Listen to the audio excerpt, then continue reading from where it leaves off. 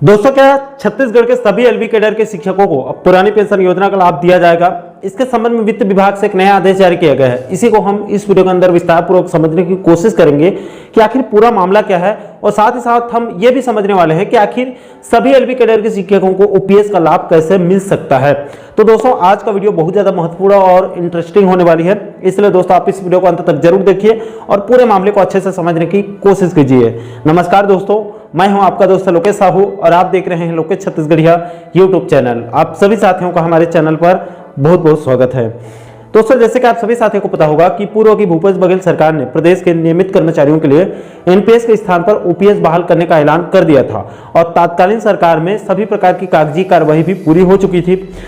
अब ओपीएस का धरातल में उतरने का इंतजार किया जा रहा था, लेकिन दोस्तों बीते साल 17 अक्टूबर 2023 को गरियाबंद जिले के एक कर्मचारी की मृत्यु के बाद उनकी विधवा पत्नी के लिए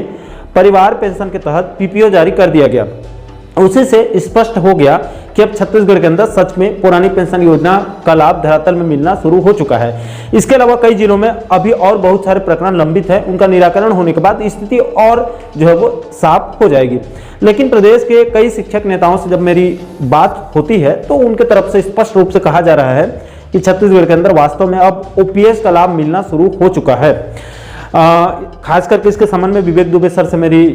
एक दो बार बात हुई है तो उन्होंने भी कंफर्म कर दिया है कि अब ओपीएस का लाभ मिलना शुरू हो चुका है। अब दोस्तों, इसमें अभी जो एलबी कैडर के शिक्षक सेवानिवृत्त हो रहे हैं उनके पेंशन प्रकरण और जो शिक्षाकर्मी सम्मेलन के बाद जिनकी मृत्यु हो चुकी है उनके परिजनों के पेंशन प्रकरण में वित्त विभाग और पेंशन शाखा को एक दिक्कत जो है वो ये आ रही थी कि उनके सेवा की गणना कब से करना है। उसमें कई प्रकार की दिक्कतें सामने आ रही थी, जिसकी वजह से बहुत सारे परिवार प्रकरण वाला केस पेंडिंग पड़ा था। इसलिए संबंधित परिवारों को भारी मुसीबतों का सामना करना पड़ रहा था। इसको बीते दिनों छत्तीसगढ़ सर्व शिक्षक संघ के प्रांतीय संयोजक विवेक दुबे सर के नेतृत्व में उनका संघ वित्त मंत्री ओपी चौधरी जी से मुलाकात करके इसका जल्द से जल्द निराकरण करने की मांग रखी गई थी और कुछ सुझाव भी दिए गए थे। इसके अलावा दोस्तों, इसी मुद्दे को लेकर छत्तीसगढ़ लोकल बॉडी संवर्ग विधिक सेवा समिति छत्तीसगढ़ के द्वारा भी अभी 10 जून 2024 को वित्त विभाग के सचिव महोदय को पत्र लिखकर शिक्षक एलबी कैडर के दिवंगत सरकारी कर्मचारियों के परिवार वालों को परिवार पेंशन का लाभ देने के लिए जो परेशानी आ रही है उसको 7 बिंदुओं पर चिन्हांकित करके वित्त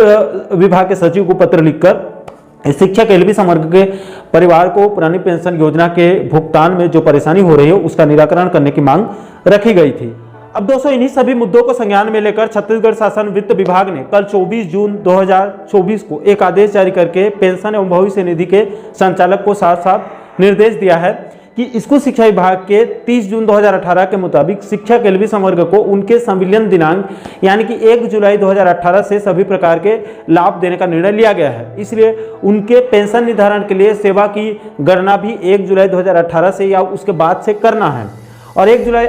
2018 के बाद से शिक्षक एलबी संवर्ग के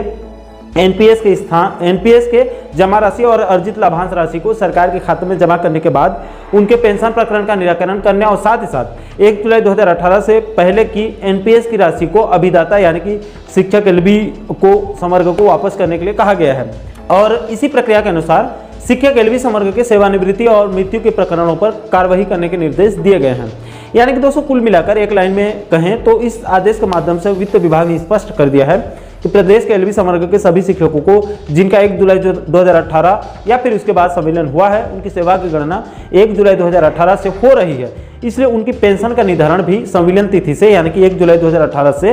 ही किया जाएगा। अब दोस्तों, यहाँ पर पूछा जा रहा है कि क्या इसका लाभ प्रदेश के सभी एलबी संवर्ग के शिक्षकों को मिलेगा, यानी कि क्या एलबी कैडर के सभी शिक्षकों को ओपीएस का लाभ मिलेगा? तो देखिए दोस्तों, प्रदेश के सभी एलबी संवर्ग के शिक्षकों को फिलहाल अभी की स्थिति में ओपीएस का लाभ नहीं मिल पाएगा। अब दोस्तों, आगे आप ध्यान से समझिए कि किसको ओपीएस का लाभ मिलेगा और किसको ओपीएस का लाभ नहीं मिलेगा। तो देखिए दोस्तों, अगर आपको छत्तीसगढ़ के अंदर आज की स्थिति में पुरानी पेंशन योजना का लाभ लेना है तो कम से कम आपको नियमित पद में रेगुलर पद में 10 साल की सेवा देना बहुत जरूरी है। यानी कि ओपीएस का लाभ लेने के लिए रेगुलर पोस्ट में 10 साल सर्विस करना बहुत जरूरी है और पूर्ण पेंशन के लिए तो 30 साल से ज्यादा सेवा देना जरूरी है। अब दोस्तों, छत्तीसगढ़ के स्कूल शिक्षा विभाग में जो एलबी संवर्ग के शिक्षक अभी सेवा दे रहे हैं वो पहले पंचायत विभाग में सेवा दे रहे थे। और जुलाई 2018 में उनका शिक्षा विभाग में संविलियन किया गया है, यानी कि कायदे से 1 जुलाई 2018 से वो रेगुलर शिक्षक बने हैं। इसलिए सरकार के द्वारा नियमित पद में उनकी सेवा की गणना संविलियन तिथि से यानी 1 जुलाई 2018 से उनकी सेवा की गणना कर रही है सरकार। अब दोस्तों इसमें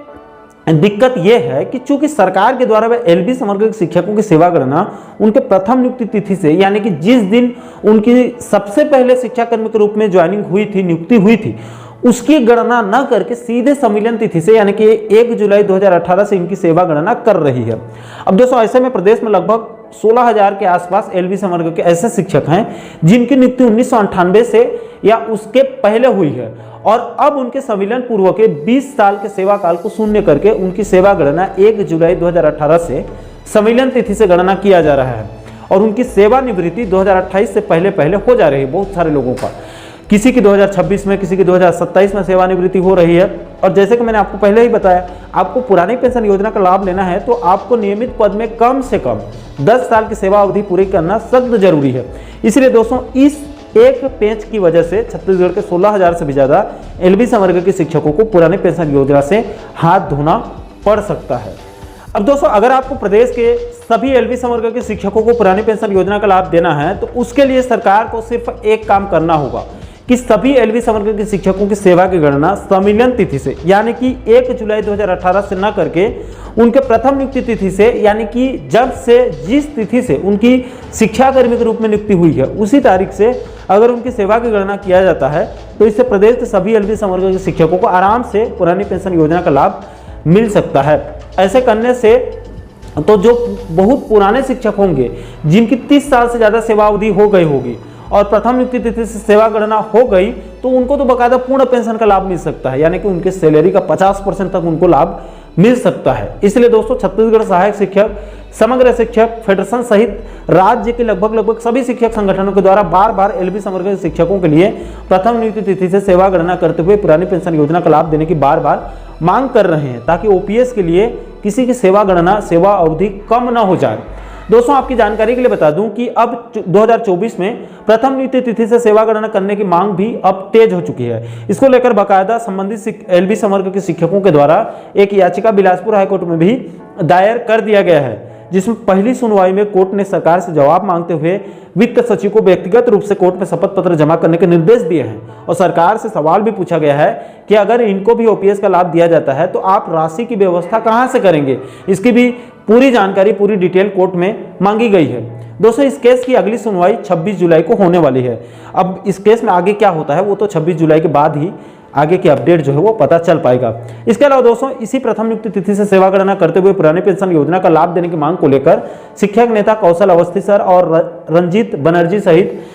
30 जिलों के कर्मचारियों की उपस्थिति में अभी 20 जून 2024 को छत्तीसगढ़ पेंशन संघर्ष मोर्चा नाम का एक संगठन बनाया गया है, एक संघ बनाया गया है, जिसकी एक बैठक 20 जून को श्रमिक सदन सभा भवन बिलासपुर में आयोजित हो चुकी है। यह संगठन आगे इसी मुद्दे पर संघर्ष करने वाली है। इसके अलावा दोस्तों अंत में आपकी जानकारी के लिए यह भी बता दूं कि इसी मुद्दे को लेकर दो तीन महीना पहले ही फरवरी में छत्तीसगढ़ प्रदेश संयुक्त शिक्षक संघ के प्रांत अध्यक्ष केदार जैन सर से मेरे फोन के माध्यम से बात हुई थी, तो उन्होंने जानकारी देते हुए बताया था कि इसी मुद्दे को लेकर उनका संघ 14 फरवरी 2024 को सीएम विष्णुदेव साय जी से मुलाकात करके उनको ज्ञापन सौंपकर एलबी समग्र के शिक्षकों के प्रथम नियुक्ति तिथि से सेवा गणना करते हुए पुरानी पेंशन योजना का लाभ देने की मांग रखी गई थी। इसके अलावा एलबी कैडर से